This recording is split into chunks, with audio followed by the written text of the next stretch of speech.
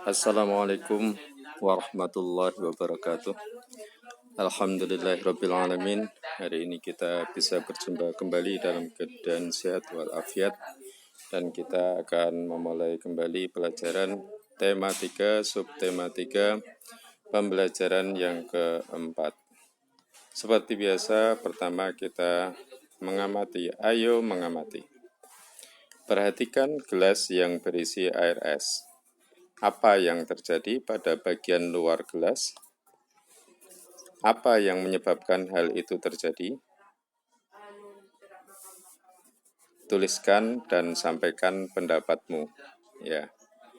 Kalau belum pernah mengamati secara cermat, kalian bisa melakukan percobaan itu. Letakkan es di dalam gelas, maka meskipun gelas itu rapat, tetapi ternyata di luar terdapat embun, terdapat air.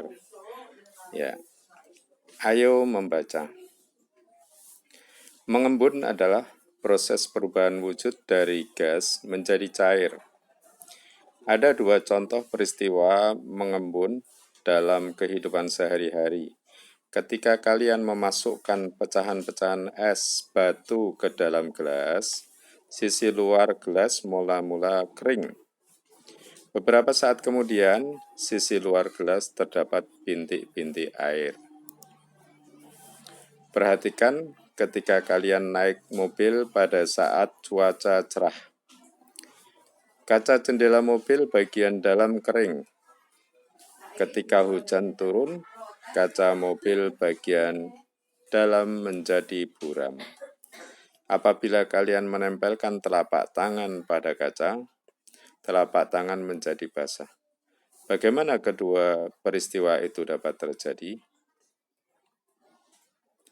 Perhatikan pertama ini es di dalam gelas, tentu gelas tidak akan bocor ya, karena terbuat dari kaca, tetapi ternyata di luar basah. Demikian juga kaca mobil ya, ketika hujan ya dari dalam ternyata terdapat air. Apakah mungkin kacanya berlubang? Tidak kan? Ya. Mungkinkah es yang mencair dapat menembus gelas? Tentu tidak. Mengapa sisi luar gelas menjadi basah? Kamu perlu memahaminya. Bacalah penjelasan berikut ini. Udara di sekitarmu banyak mengandung uap air. Ketika uap air bersentuhan dengan benda-benda yang lebih dingin, suhunya rendah, maka berubah menjadi bintik-bintik air.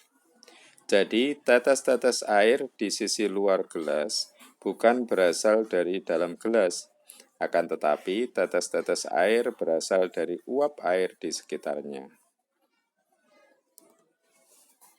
Ayo mencoba.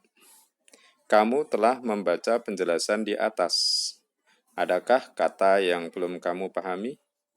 Diskusikanlah untuk memahami artinya. Tuliskan hasilnya pada tabel berikut. Nomor 1, 2, 3 bisa dilanjutkan lagi kosakata. Kemudian kalian cari artinya. Buatlah kalimat dari kosakata tersebut, pilihlah satu kata saja. Ya. Salah satu dari kosakata yang kalian temukan, pilih salah satu, jadikanlah sebuah kalimat. Kita lanjutkan, ayo mengamati. Kamu perlu mengetahui contoh lain tentang proses mengembun. Lakukanlah percobaan berikut ini. Alat dan bahan. 1. Siapkan gelas berisi air panas atau hangat. 2. Tutuplah gelas tersebut dengan tutup gelas. Yang ketiga, biarkan 1-2 menit. Selanjutnya, bukalah tutup gelas tersebut. Perhatikan apa yang terjadi di permukaan tutup gelas. Bagian dalam tentunya ya. Kamu telah mengamati hasilnya.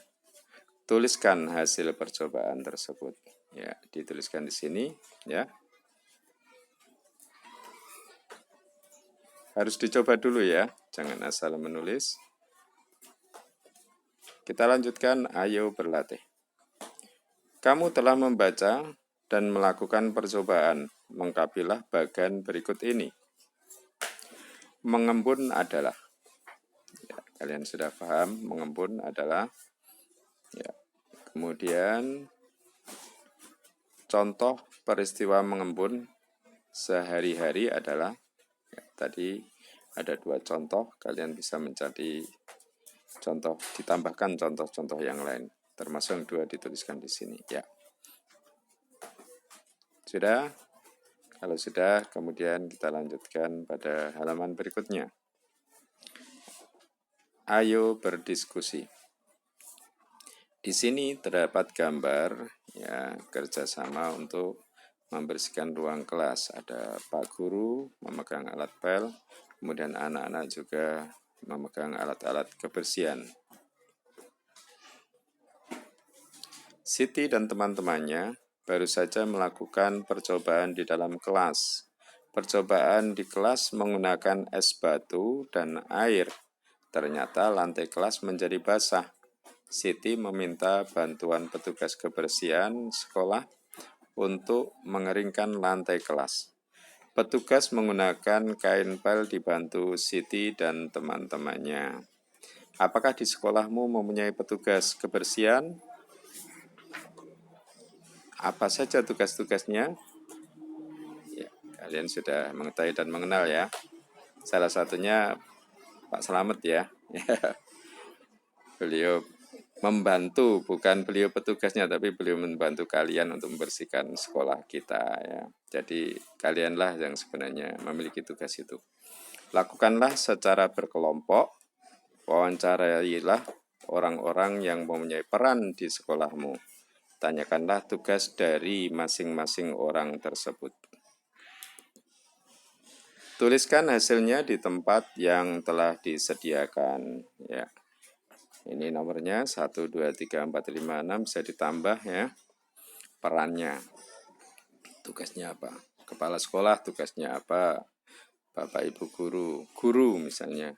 Kemudian satpam, petugas kebersihan, penjual di kantin dan sebagainya, silahkan. Petugas TU ya, administrasi ya, tugasnya apa, ditulis ya, semua diisi dengan sebaik-baiknya. Kita lanjutkan, ayo mencoba. Bermain sepak bola harus dilaksanakan di lapangan berumput. Permainan sepak bola dimainkan oleh 11 orang. 1 orang pemain berperan sebagai penjaga gawang. Pada pembelajaran sebelumnya, kamu sudah belajar teknik menendang bola. Sekarang, praktekkanlah teknik tersebut. Kegiatan dimulai dengan melakukan permainan tembaklah aku. Ya. Berbarislah membentuk lingkaran. 2 orang siswa berada di tengah lingkaran. Siswa yang membentuk lingkaran berlari searah atau berlawanan arah jarum jam. Lakukanlah sesuai perintah gurumu. Siswa yang berada di tengah berusaha menembak atau menendang bola. Tendangan bola diarahkan ke siswa yang berlari. Siswa yang terkena bola pada bagian lutut ke bawah dianggap kalah dan ganti berjaga di tengah lingkaran. Mudah kan? Bola ditendang setelah mendengar bunyi peluit dari guru. Gunakan bola plastik untuk permainan ini. Kenapa bola plastik? Agar tidak berbahaya, karena bola plastik cukup ringan. Kamu telah melakukan permainan, sekarang kamu akan berlatih menendang bola. Itu pelajaran olahraga ya, bisa kalian praktekkan sebagai selingan belajar ya. Kemudian kita lanjutkan kegiatan bersama orang tua. Bersama orang tua berdiskusi tentang beragam peran yang ada di lingkungan rumah bersama orang tua. Kegiatan lainnya adalah mengamati proses mengembun di sekitar rumah. Ya. Demikianlah pelajaran yang telah kita laksanakan. Mudah-mudahan kalian sehat selalu dan bisa memahami pelajaran dengan baik, menjadi anak yang soleh-solehah, taat pada orang tua, bermanfaat bagi nusa dan bangsa. Billahi taufiq wal hidayah wal afu minkum. Wassalamualaikum warahmatullahi wabarakatuh.